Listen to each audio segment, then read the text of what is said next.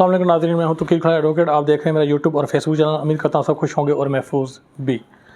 कल रात को शेख रशीद साहब को रावलपिंडी से किडनैप कर लिया गया, क्योंकि मैं इसको गिरफ़्तारी नहीं कहूँगा। गिरफ़्तारी होती है after show the warrant papers, या आप वारंट दिखाकर किसी को पकड़ सकते हैं कि ये आप पर चार्ज है, इसलिए हम आपको पकड़ रहे हैं। और जब किसी को वारंट पेपर ना दिखाए जाएं, वारंट दिखाए बगैर अगर किसी को पकड़ा जाए तो उसको किडनैपिंग कहते हैं, और मैं उसको किडनैपिंग कहूँगा। किडनैपिंग ज़रूरी नहीं कि प्राइवेट बंदा करे, ऑफिशियल सर्वेंट भी किडनैपिंग कर सकते हैं, और ये ऑफिशियल सर्वेंट ही किडनैपिंग कर रहे हैं। पुलिस ऑफिशियल सर्वेंट होती है, सरकारी मुलाजम होती है, और किडनैपिंग क्या सरकारी मुलाजम किडनैपिंग नहीं कर सकते।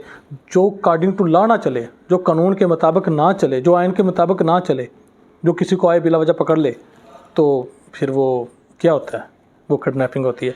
इस तरह शेख रशीद को, उनके भतीजे को और एक मुलाजम को पकड़ लिया गया, जबकि राशिद शफीक नाम मालूम जगह से उन्होंने वीडियो भी जारी की है कि मेरे भाई को और एक मुलाजम को और मेरे चाचू जान को बगैर किसी एलिगेशन के, without any allegation, without any FIR उन्होंने पकड़ लिया। और पाकिस्तान में अभी ये रीत बन गई है, अभी ये रवाज बन गया है, जब से 16 माह से पीडीएम की हुकूमत आई है, कि पहले आपने पकड़ना है, बाद में एफआईआर देनी है।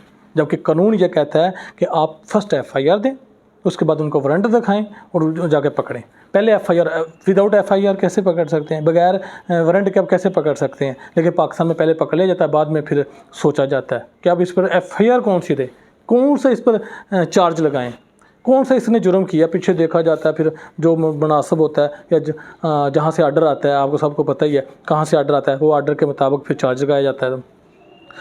इस तरह शेख रशीद साहब को पकड़ लिया है। और शेख रशीद साहब को पकड़ने के बाद इन्होंने क्या किया है कि कल परवेज़ लाही साहब को बेल ग्रांट की गई है, और उनको बेल ग्रांट हुई है। पहले तो वो उनके मचलके वगैरह दिए हैं, तो उनके गए उनको लेने के लिए जेल में, तो वहाँ गैप वो है ही नहीं। सुप्रिंटेंडेंट कहते हैं कि पाकिस्तान हमारे पास है नहीं। काफ़ी देर बाद 5-6-7 घंटे बाद उन पर नया कोई चार्ज लगा के तो उनको फिर उसमें मुकदमे में गिरफ्तारी डाल दी गई है कि इन्होंने लाहौर का नक्शा चेंज किया है, रायविंड के को लाहौर में शामिल किया है, और इस तरह के इन्होंने ज़री ज़मीनों को कमर्शलाइज़ किया है, और कमर्शलाइज़ करके इन्होंने अपने फ़ायदे के लिए इनको यूज़ करने के लिए और बतौर सीएम नजायज़ अख्तियारात का नजायज़ इस्तेमाल किया। उनको एक मुकदमे में बेल मिलती है, दूसरे में गिरफ़्तारी, दूसरे में बेल मिलती है, तीसरे में गिरफ़्तारी, तीसरे में बेल मिलती है, चौथे में गिरफ़्तारी। ये सिस्टम चल रहा है परवेज़ लाही साहब के साथ। तो ये क्या पाकिस्तान में हो क्या रहा है, पाकिस्तान के साथ क्या किया जा रहा है। और न्यू चीफ जस्टिस आ गए हैं, अब उनसे इल्तमास, उनसे गुजारिश है कि थोड़ी अपनी नज़र जी काजी साहब इधर भी करें। और फेसबुक पे ट्रेंड चल रहा है, आप काजी हो तो फिर ईसा की तरह फ़ाइज़ काजी, आप काजी फ़ाइज़ ईसा, ये चीफ जस्टिस साहब का नाम है, काजी हो तो फिर आप काजी फ़ाइज़ करो किस तरह, ईसा की तरह। यानी कि काजी जज हो आप, फ़ाइज़ मतलब कि इंसाफ करो किसकी तरह, हज़रत ईसा की तरह। ये टॉप ट्रेंड पर ये फ़िक्रा चल रहा है फेसबुक सोशल मीडिया पर। तो थोड़ी सी नज़र करम इधर भी दिखाएं ना कि, और ये सुप्रीम कोर्ट में तो उन्होंने कह दिया कि लाइव प्रोसीडिंग होगी, तो फिर लोअर कोर्ट्स में भी देखें यहाँ के जो जजेस के साहबान करप्ट हैं, सिविल जजेस साहबान, मजिस्ट्रेट साहब या जो भी हैं, जूनियर हो, लोअर कोर्ट का जो हो, सेशन का हो या हाई कोर्ट का, जो भी करप्ट है उसके ख़िलाफ़ according to law proceeding supreme judicial council में होनी चाहिए, या मुख्तलिफ फोरम पे इन्वेस्टिगेट करने के बाद जो कोई भी जुडिशरी के साथ अपने मनसब के साथ नासाफ़ी होना चाहिए उसके साथ। और इनको पकड़ लिया, परवेज़ लाही साहब को पकड़ लिया। इस तरह मुख्तलिफ लोगों को अभी भी मजबूर किया जा रहा है कि आप पीटीआई छोड़ें। और एक मैं आपको खबर देना अपने व्लॉग के ज़रिए चाहता हूँ, और वो ये है कि DGISI नदीम अंजम साहब को तोसी मिल गई है। 3 साल के लिए DGISI नदीम अंजम साहब को तोसी मिल गई है।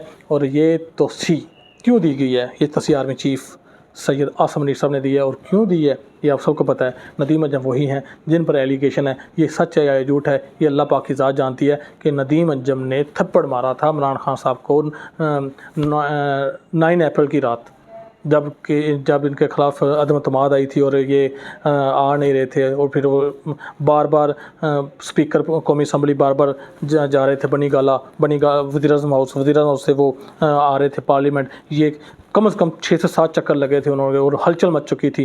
रात 10 से 12 बजे के दरमियान जो कुछ हुआ, और फिर कहते हैं कि हेलीकॉप्टर आया, उसमें नदीम अंजम थे और नदीम अंजम के साथ और ऑफिशियल सर्वेंट थे और फिर एस्टेब्लिशमेंट के बंदे थे, और उन्होंने नदीम अंजम ने इमरान खान साहब को थप्पड़ मारा कि आप जाएं। लेकिन ये मेरे पॉइंट ऑफ व्यू से ये जो न्यूज़ थी, ये आज न्यूज़ ने ये खबर चलाई थी और डॉन न्यूज़ ने भी, लेकिन ये मुसद्दका नहीं थी मेरे ख्याल में, ये फेक न्यूज़ थी। सो के बाद इसी तरह की खबर जब शहबाज शरीफ साहब प्राइम मिनिस्टर थे तभी आई थी कि जब आसिम मुनीर साहब की तैनाती का मामला टक गया था कि अब तैनाती नहीं हो रही थी, बड़ी कशमकश का माहौल था, तो तब ये खबर आई थी कि मियाँ साहब को थप्पड़ पड़ा है। मेरे ख्याल में खान साहब वाली भी न्यूज़ फेक थी और ये भी न्यूज़ फेक थी।